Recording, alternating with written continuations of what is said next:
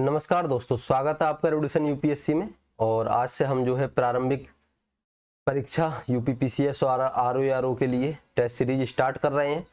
तो हम जो है टेस्ट सीरीज टॉपिक वाइज अपनी लेकर चलेंगे।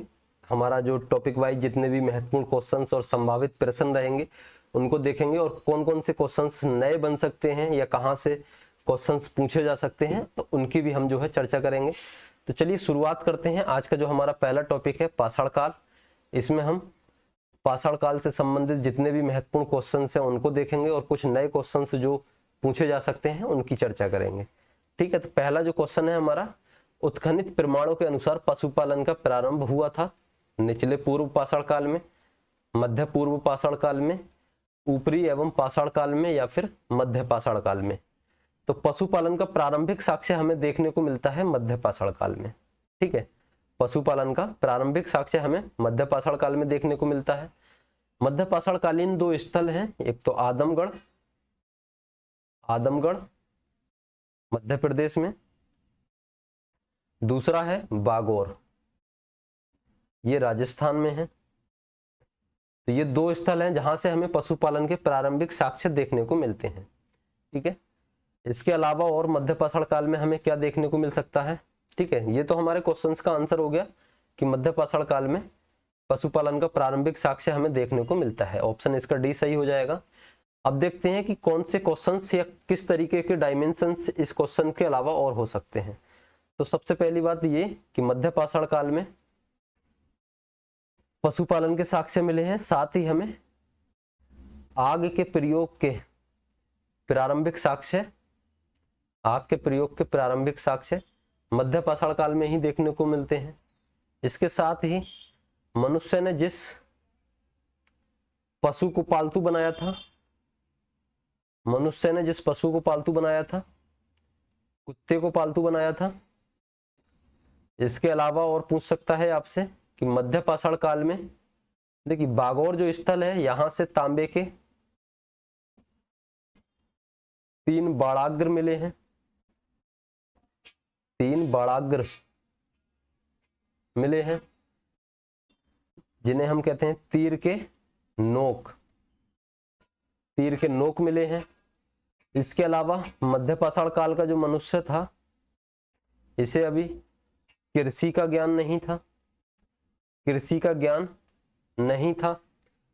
ज्ञान हम नवपाषाण काल में देखने को मिलता है। ठीक है, इसके अलावा और हम देखें तो मध्य पाषाण काल की जो खोज है वो C.L. कार्लाइल ने की थी। C.L. कार्लाइल ने 1867 में विंध्य पर्वत क्षेत्र से लघु पाषाण उपकरणों की खोज की थी। इन उपकरणों की लंबाई करीब 1 से 8 सेंटीमीटर के आसपास होती थी। तो इन उपकरणों को, यानी कि ये काफी छोटे आकार के उपकरण होते थे, इन्हें माइक्रोलिथ कहा गया है। ठीक है, ये भी काफी बार पूछा गया है कि माइक्रोलिथ किस काल के उपकरण थे, तो ये मध्य पाषाण काल के उपकरण थे। इसके अलावा इस काल के जो उपकरण थे वो नवचंद्राकार आकार के थे, त्रिभुजनुमा थे, या फिर समलंब टाइप के उपकरणों का प्रयोग करता था मानव। क्योंकि इस समय जो है देखिए दो चीज की, इस समय जलवायु परिवर्तन हो रहा था। ठीक है, तापमान में वृद्धि हो रही थी, तापमान में वृद्धि से जंगलों का, साथ ही घास के मैदानों का विकास हुआ। इन घास के मैदानों में सूक्ष्म या छोटे छोटे जीव जंतुओं का विकास हुआ। अब मनुष्य क्या है, इन छोटे छोटे जीवों को शिकार करने के लिए छोटे छोटे लघु पाषाण उपकरणों का प्रयोग करता था, जिन्हें माइक्रोलिथ कहा गया। ये जो उपकरण हैं इनको माइक्रोलिथ नाम दिया गया है। तो इतनी सारी जानकारी हमको एक ही क्वेश्चंस के इर्द गिर्द मिलती है। ठीक है, सबसे पहले हमने देखा कि पशुपालन के साक्ष्य आदमगढ़ और बागौर से मिलते हैं। मनुष्य ने सर्वप्रथम कुत्ते को पालतू बनाया। मध्य पाषाणकालीन मानव को कृषि का ज्ञान नहीं था। इसी काल में आग के प्रयोग के प्रारंभिक साक्ष्य हमें देखने को मिलते हैं। बागौर राजस्थान से तांबे के 3 बाड़ाग्र देखने को मिलते हैं जो कि तीर के नोक होते हैं आगे के। इसके अलावा मध्य पाषाण काल की खोज जो है वो CL कार्लाइल इसके जनक माने जाते हैं मध्य पाषाण काल के। 1867 में इन्होंने विंध्य पर्वत क्षेत्र से लघु पाषाण उपकरणों की खोज की। इन उपकरणों को माइक्रोलिथ नाम दिया गया है। ये जो उपकरण हैं ये नवचंद्राकार, त्रिभुजनुमा या फिर समलंब आकार के होते थे। इसी समय तीर, धनुष, भाले प्रकार के उपकरण जैसे तीर के बाड़ाग्र हमें कहाँ से मिले हैं? राजस्थान के बागौर से मिले हैं। तो इस तरीके के उपकरणों का जो है प्रयोग होता था। तो इससे हमें पता चलता है कि इस समय मिसाइल तकनीक के उपकरण प्रयोग में लाए जाते थे। मिसाइल तकनीक के उपकरण, क्योंकि छोटे छोटे जानवर रहते थे, फेंक के मारकर यानी फेंक कर जो है तीर धनुष को फेंक कर मारने पर उनका शिकार किया जा सकता है। तो इस तरीके से मिसाइल तकनीक के उपकरणों का जो है इस समय प्रयोग होने लगा था। तो पूछा जा सकता है कि मिसाइल तकनीक के उपकरण किस कालखंड की देन है? तो ये मध्य पाषाण काल की देन है। ठीक है, तो इतना जो है एक ही क्वेश्चंस के इर्द गिर्द इतने सारे क्वेश्चंस हमें मिले। अब चलिए नेक्स्ट क्वेश्चन की ओर आगे बढ़ते हैं। और नेक्स्ट क्वेश्चन हमारा, एक ही कब्र से 4 मानव कंकाल निकले हैं या 4 मानव कंकाल के साक्ष्य कहां से मिलते हैं? ऑप्शन ए है सराय नाहर राय, दमदमा, मैदहा या फिर लंगनाज। तो एक ही कब्र से 4 मानव कंकाल के जो साक्ष्य हैं वो सराय नाहर राय से मिलते हैं। ऑप्शन ए इसका सही हो जाएगा। सराय नाहर राय उत्तर प्रदेश के प्रतापगढ़ डिस्ट्रिक्ट में स्थित है, यानी कि उत्तर प्रदेश के प्रतापगढ़ जिले में सराय नाहर राय है। यहां से 37 नर कंकाल, 37 नरकंकाल के साक्ष्य मिले हैं। ये जो नरकंकाल हैं ये छत विक्षत अवस्था में है, छत विक्षत अवस्था में मिले हैं, यानी कि एक बिखरे पड़े हैं, बुरी हालत में मिले हैं। इससे अनुमान लगाया गया कि यहाँ पर या तो सामूहिक नरसंहार हुआ होगा, सामूहिक नरसंहार हुआ हो, या फिर बाह्य आक्रमण हुआ होगा। ठीक है, अब पूछा जाए सामूहिक नरसंहार के साक्ष्य कहां से मिलते हैं? तो सराय नाहर राय से मिलते हैं।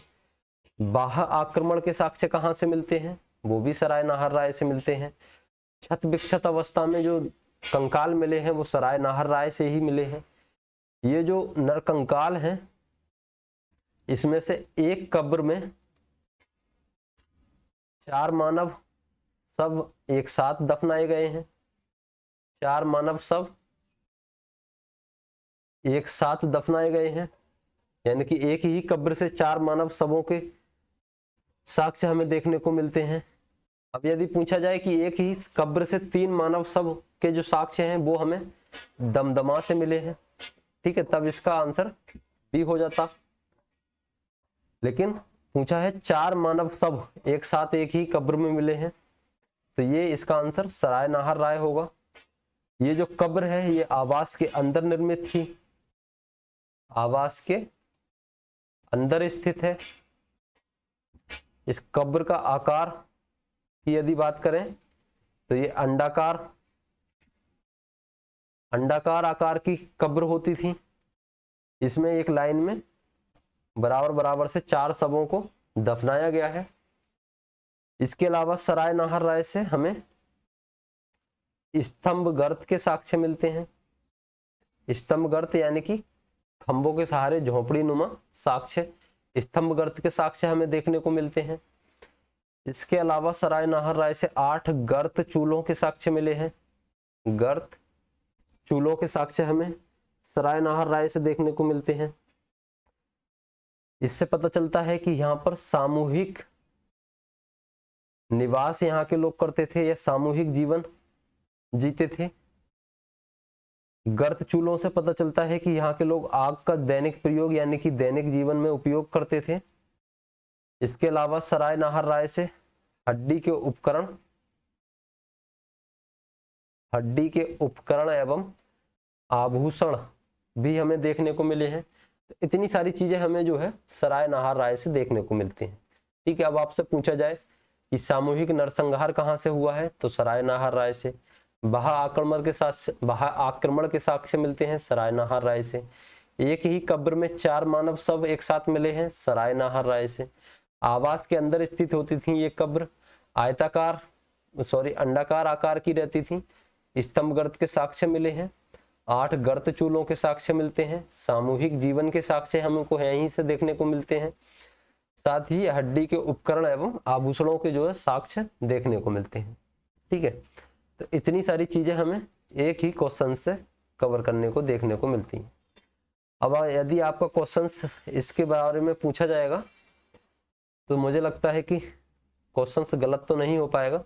अब चलिए अब थोड़ी सी बात कर लेते हैं दमदमा की, क्योंकि इसमें दमदमा की भी चर्चा हुई है। तो दमदमा जो है ये भी उत्तर प्रदेश के प्रतापगढ़ जिले में स्थित है। दमदमा ये भी क्या है, यूपी के प्रतापगढ़ जिले में ही स्थित है। और दमदमा से 41 मानव शव के साक्ष्य मिले हैं। ये जो 41 मानव शव हैं, इनमें से एक कब्र से 3 मानव एक साथ दफनाए गए हैं, यानी कि 3 कंकाल, मानव कंकाल के जो साक्ष्य मिलते हैं वो दमदमा से मिलते हैं। इसके अलावा 5 कब्र ऐसी हैं जिनमें युग्म समाधान के साक्ष्य मिलते हैं। इसके अलावा 35 कब्र ऐसी हैं जहां एकल समाधान के साक्ष्य मिलते हैं। ठीक है, तो ये हमारे दमदमा की बात हो गई। दमदमा से और हमें हड्डी निर्मित उपकरण एवं आभूषण के साक्ष्य भी मिलते हैं। ठीक है, तो सराय नाहर राय से भी हड्डी के उपकरण एवं आभूषण मिलते हैं और दमदमा से भी जो है हड्डी के उपकरण एवं आभूषणों के जो है साक्ष्य मिलते हैं। अब बात करते हैं मैदहा की। तो मैदहा से कुल 28 मानव कंकाल देखने को मिलते हैं, यानी मानव कंकाल के जो शव हैं, इसमें से एक कब्र ऐसी है जहां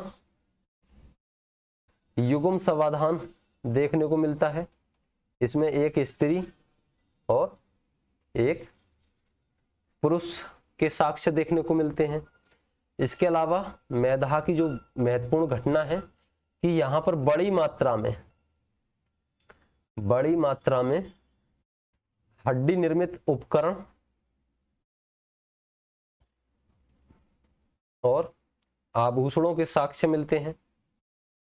ठीक है, यदि पूछा जाए सबसे ज्यादा मात्रा में हड्डी निर्मित उपकरण और आभूषणों के साक्ष्य कहां से मिलते हैं, तो फिर आंसर मैदहा हो जाएगा। ठीक है, बाकी ये तीनों ही स्थल जो है सराय नाहर राय, मैदहा और दमदमा, ये तीनों ही स्थल उत्तर प्रदेश के प्रतापगढ़ जिले में स्थित हैं। और तीनों ही स्थलों से हड्डी निर्मित उपकरण और आभूषणों के साक्ष्य मिले हैं। ये अलग बात है कि मैदहा से जो है अधिक मात्रा में हड्डी निर्मित उपकरण और आभूषणों के साक्ष्य मिले हैं। ठीक है, सराय नाहर राय से थोड़ा सा कम यानी कि अल्प मात्रा में मिले हैं और दमदमा से भी जो है हड्डी निर्मित उपकरणों के साक्ष्य मिलते हैं। इसके अलावा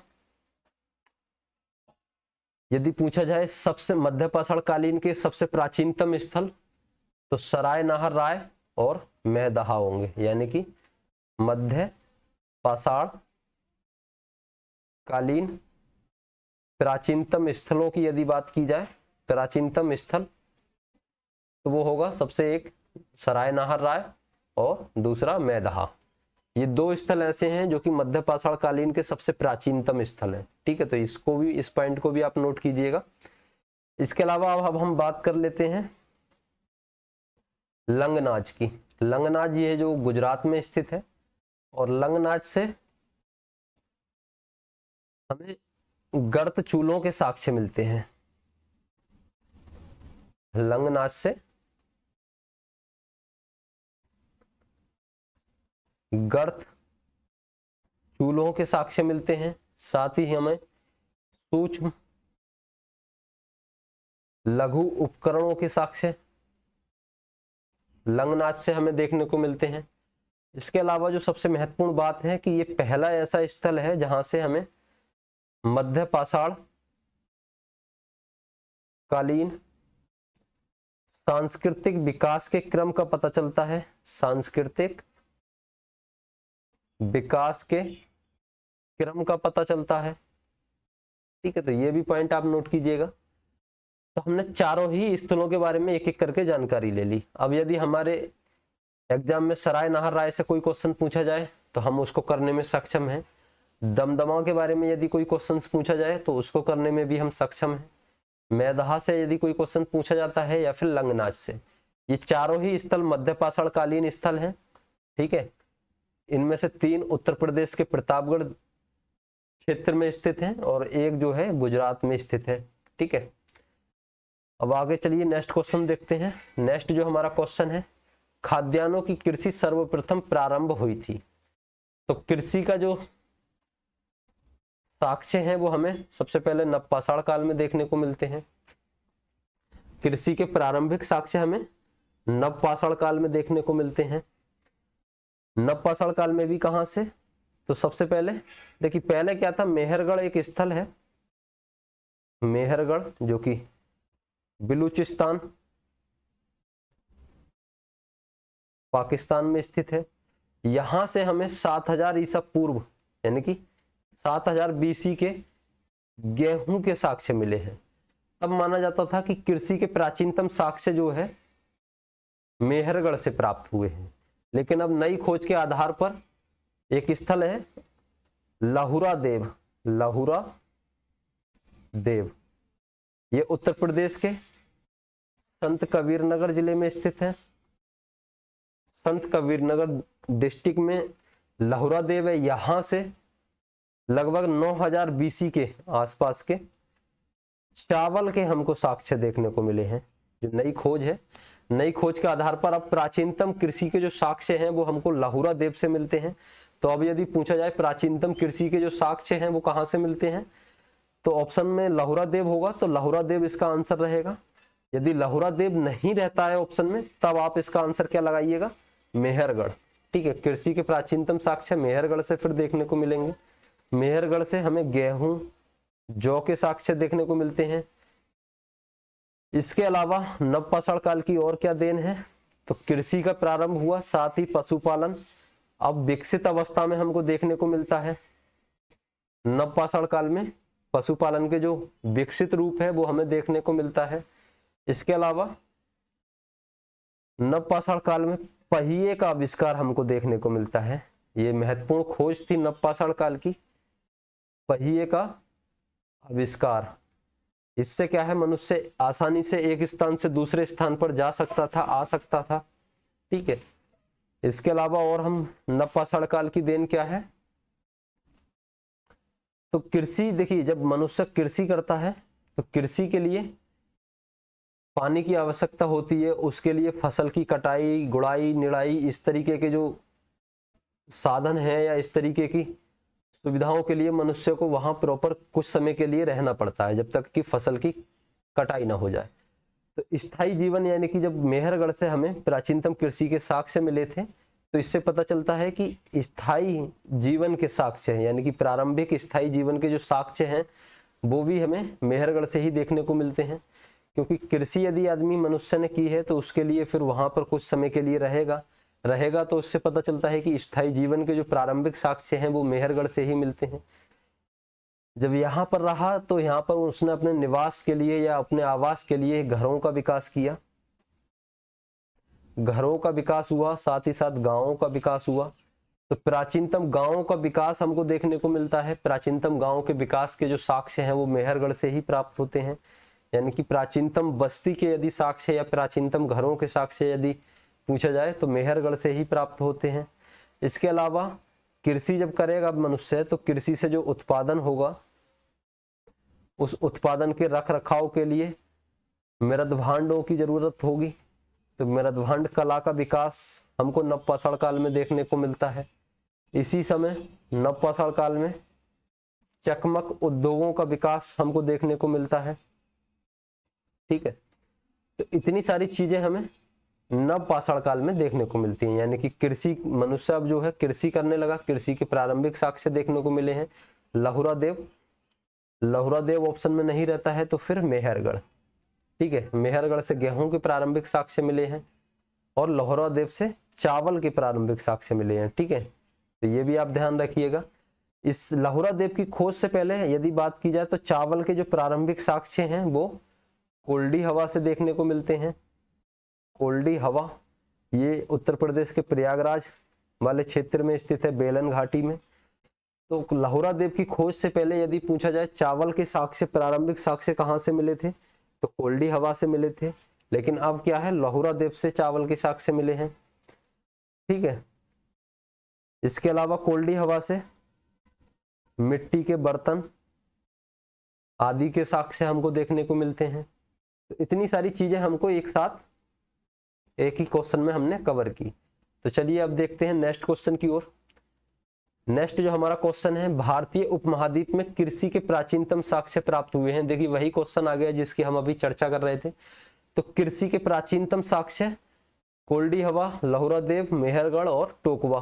तो कहां से कृषि के प्राचीनतम साक्ष्य मिले हैं, तो इसका जो सही आंसर होगा लहुरा देव, ऑप्शन बी इसका सही हो जाएगा। यदि लहुरा देव ऑप्शन में नहीं होता तब फिर क्या रहता, मेहरगढ़ इसका सही आंसर होता। ठीक है, लहुरा देव उत्तर प्रदेश के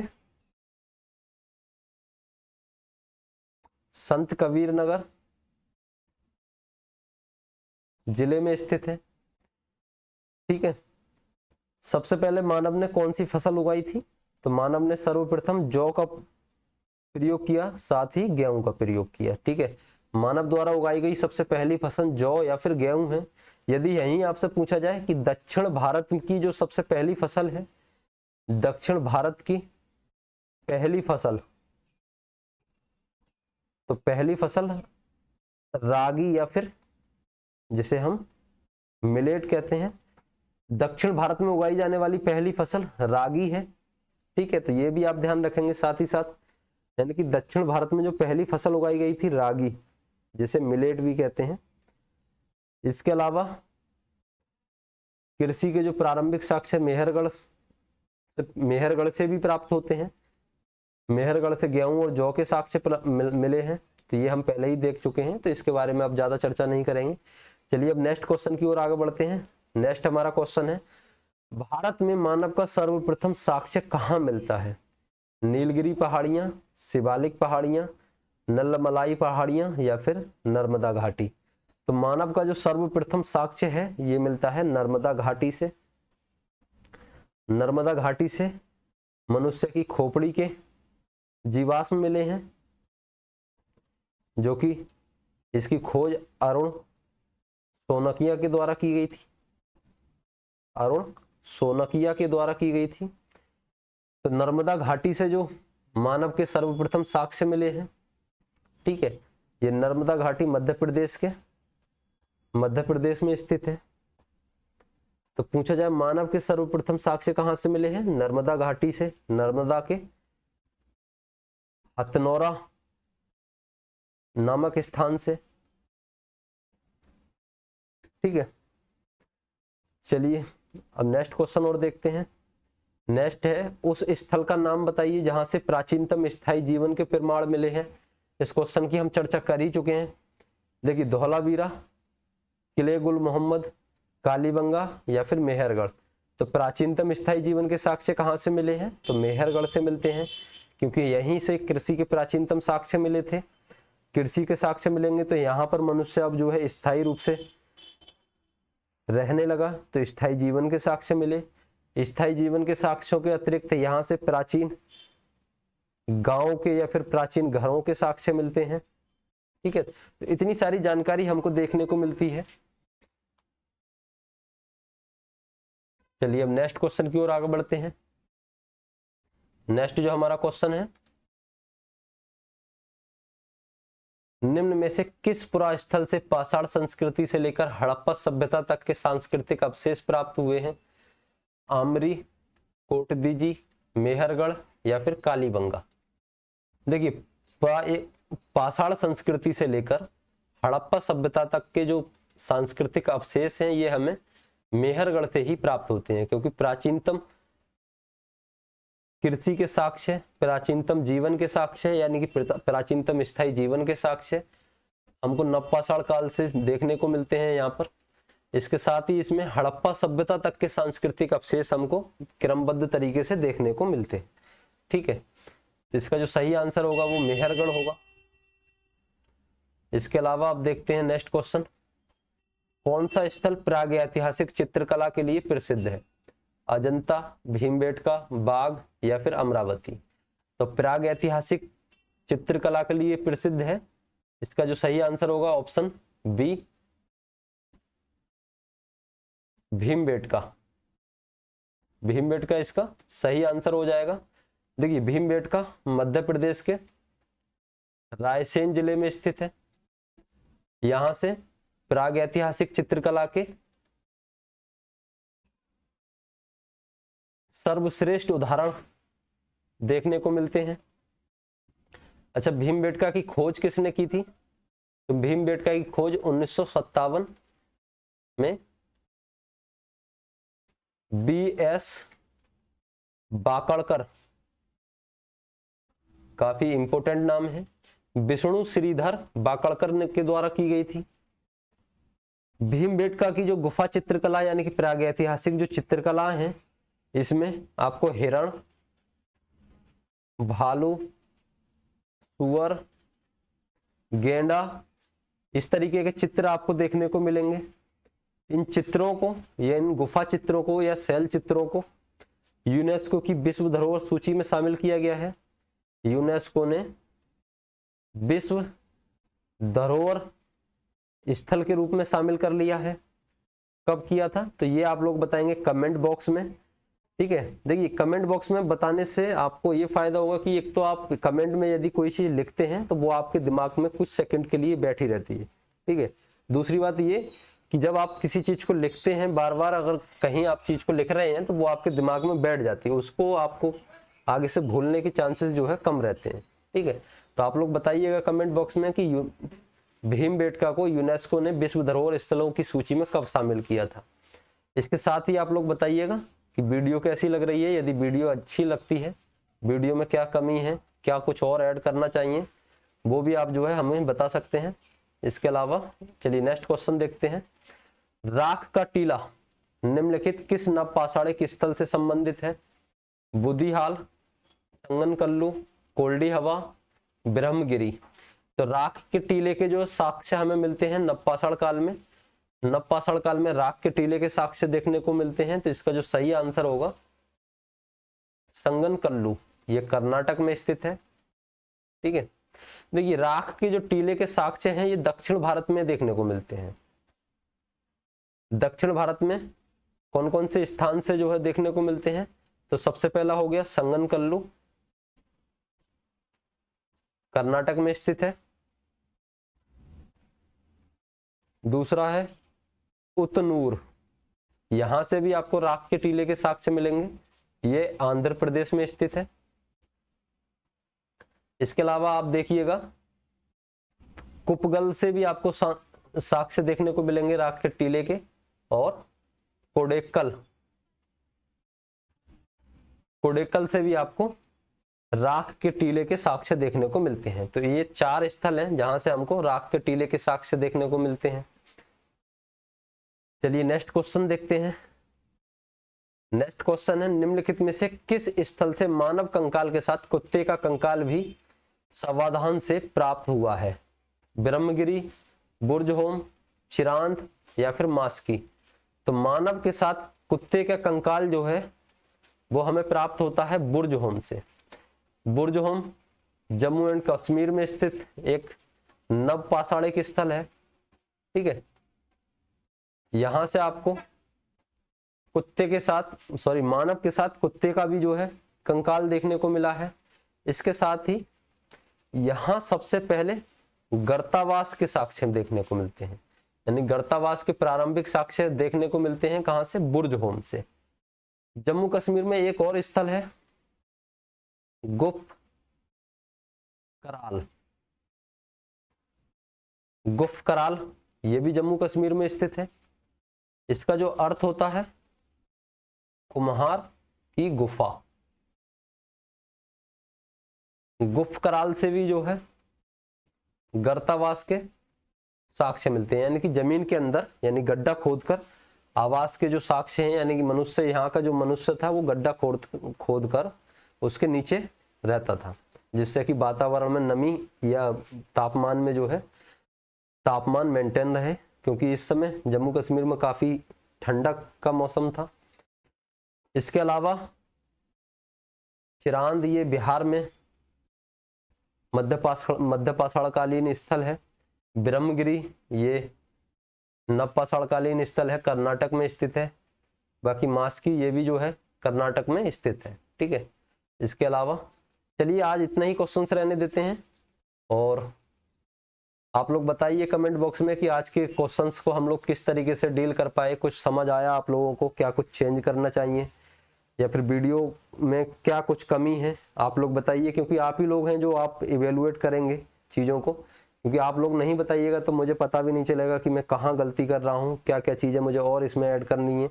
तो आप लोग एक तरीके से, आपको यदि वीडियो पसंद आ रही है तो वीडियो में कमेंट करके बता सकते हैं, जिससे मुझे भी थोड़ा सा एहसास होगा कि हाँ अच्छा लग रहा है वीडियो, या अगर कोई कमी है तो उसको भी आप निश्चिंत होकर बताइए, ताकि हमें पता रहे कि हम कहाँ गलती कर रहे हैं, क्या चीज़ें हमें और ऐड करनी है। वो सारी चीज़ें आप लोग जो है कमेंट बॉक्स में बता सकते हैं। कुछ और यदि आपका कुछ डाउट है तो वो भी आप हमसे कमेंट बॉक्स में पूछ सकते हैं। तो चलिए मिलते हैं नेक्स्ट वीडियो में, तब तक के लिए धन्यवाद।